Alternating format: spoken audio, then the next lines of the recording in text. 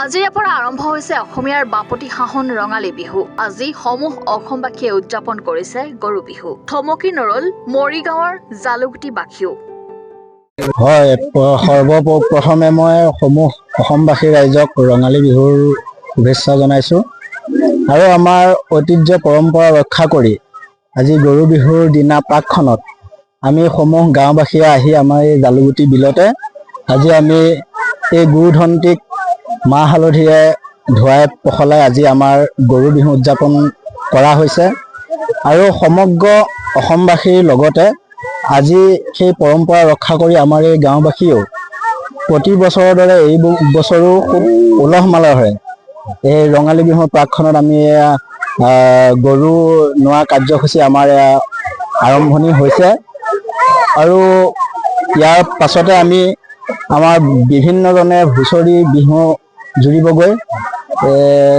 আৰু লগে লগে আমি সমূহ অসমবাসী ৰাইজলৈ ৰঙালী বিহুৰ ওলগ জনাই এই বিহুটি যেন সদায় থাকে আৰু এই ব্ৰহ্মপুত্ৰ পাৰৰ যি অসমীয়া সভ্যতা, এই সভ্যতা থকালৈকে, চন্দ্ৰ সূৰ্য থকালৈকে যাতে আমাৰ এই অসমীয়া বাপতি সাহোন ৰঙালী বিহু জিলিকি থাকে বিশ্ব দৰবাৰত, তাৰে আমি কামনা কৰোঁ। এইটো সমাগত নাই, এইটো ম্লান কেতিয়াও নপৰে, কাৰণ আমাৰ নিৰ্বাচনতকৈ ঊৰ্ধত আমাৰ জাতীয় উৎসৱ, যিহেতুকে অসমৰ ই জাতীয় উৎসৱ বাপতি সাহোন, গতিকে আমাৰ ইয়াত বৰ্তমানলৈকে একো প্ৰভাৱ পৰা নাই আৰু ভৱিষ্যতেও নপৰে, কাৰণ ই হ'ল আমাৰ জাতীয় উৎসৱ, ৰাজনীতিৰ ঊৰ্ধত এই ৰঙালী বিহু, গতিকে ইয়াত কেতিয়াও ম্লান নপৰে।